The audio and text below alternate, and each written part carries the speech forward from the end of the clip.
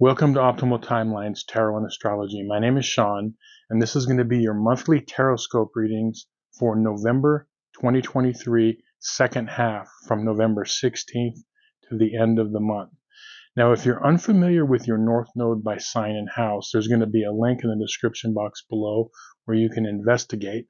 And the reason I use, if you're new to the channel, the reason I use the North Node in readings as opposed to your sun, moon, or ascendant is that it's recognized in astrology that your North Node is your North Star. It's what you're here to learn and accomplish in this lifetime. So you have much more in common with those that share your North Node as opposed to your sun, moon, or ascendant sign. So it's much more accurate in readings and relevant to your life. With that, let's get started. I'm going to connect to the energies and we can begin. I call upon my spirit guides and guardians and the wisdom of my ancestors to bring forth the information that's true and correct for all who see this reading, that it may bring them the most beautiful, happy life possible and set them on their most optimal future timeline. So may it be. Okay, North Node in Capricorn and or North Node in the 10th house. This is going to be your November 2023 Tarotscope reading for the second half of November.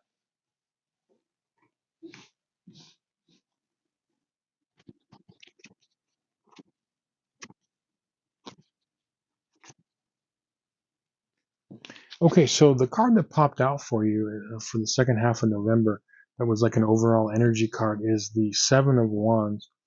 And I feel this card along with the Two of Pentacles over here, a lot of you are like holding your ground and you're juggling a lot of things in your life. But in particular, I feel like for the second half of November, I feel like you're gonna need to, and a lot of you are going to make a stand with something. Like you may have to like make a stand, set up boundaries with a situation, and it's a positive thing, but it's really kind of causing you to almost like develop like a strong warrior type energy.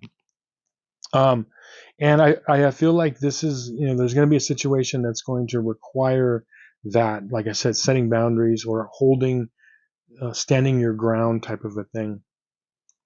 Now, with the Two of Pentacles, your timeline cards, starting with the Two of Pentacles, you've got the Knight of Wands upright, and you've got the King of Pentacles reversed. So what I'm feeling like for this situation is I feel like there is a person that you're dealing with this second half of November that is possibly there's some sort of an earth sign. So we're talking about Virgo, we're talking about Taurus or Capricorn. Okay, it's that type of an energy, and this could be this energy, and they could be of any gender or any sex.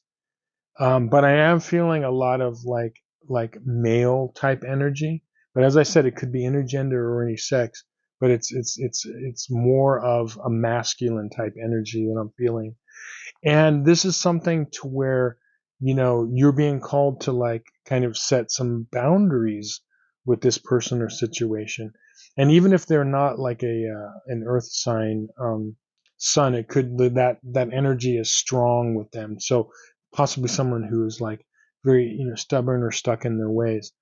And this is really causing you to like have to kind of stand up for yourself and your rights and what it is you want in your life, your opinions, whatever it is. And the energy here that you're being given here with this Knight of Wands is a lot of you are starting to feel like these things that are coming up, like bits of courage is starting to kind of seep into you more, because I feel like a lot of you have been experimenting with this energy of strength, and you like the way it feels, like you've gotten little tastes of it. And I feel like this is what's infusing your life, is It's giving you, yes, more courage. It's given you um, more creativity and more just energy in general. Okay. And so what's really important is whatever this is, um, the situation, it is calling you to set boundaries and stand your ground. And when you do that, you're going to see that like it's almost like a whole world could open up.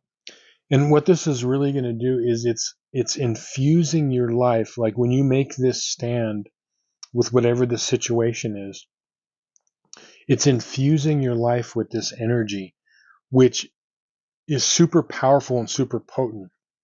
Here's what I mean by this. How can this play out?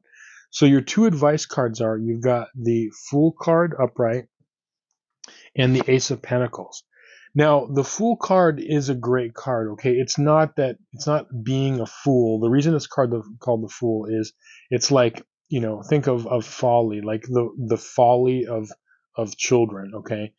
Children that don't know any better, but they have this wonderful exuberance. So what they lack in maybe life experience, they uh, they make up for in their enthusiasm and their curiosity in life and the energy. Okay, so what this is saying is that when you are able to do the difficult thing and set boundaries and stand your ground, the whole energy that's going to change is it's infusing you with this wonderful Knight of Wands energy, then that's coming into the Fool card, which is like looking at life from a fresh perspective. It's almost like even getting like a new lease on life, becoming evolving into a new and better person, or evolving into a better version of the person you already are. And so that's what this is, and it's like a light-hearted energy. It's like after you've done the difficult thing and it plays out, you're going to reap the benefits of it. Now, the other card that came up is the Ace of Pentacles. And I think in this situation, because this could be a situation for a lot of you that has to do with work and career, okay? Or it could be personal relationships. But either way, whether it has to do with work or career or personal relationships, I see an element of financial gain or gaining something of value, of tangible value in this. So, like for an example, just off the top of my head, like let's say it was like you were in a situation in your career and you had to like stand up for your beliefs, you had to make a stand, set boundaries, and you had to like flex your strength, and it was super uncomfortable to do, but you did it, right? But then what can end up happening is you gain this whole new respect from, let's say, your team that you work on, or from a boss or a supervisor. This is just off the top of my head, right? And it could play out financially, like, oh well, man, that we're going to consider this person for like a raise or another position type of a thing. Or in personal relationships, it's like we've seen this in like movies play out a lot of times, when you see like the little shy person that's getting pushed around, that, like, let's say, stands their ground, and all of a sudden they are getting respect and they're getting treated better than before, type of a thing. That is also something of value. Okay, it's something that's tangible. So gaining respect. But what I'm saying here is that when you do this thing and you stand your ground, you hold your beliefs, and you set boundaries, it's going to pay off in some way.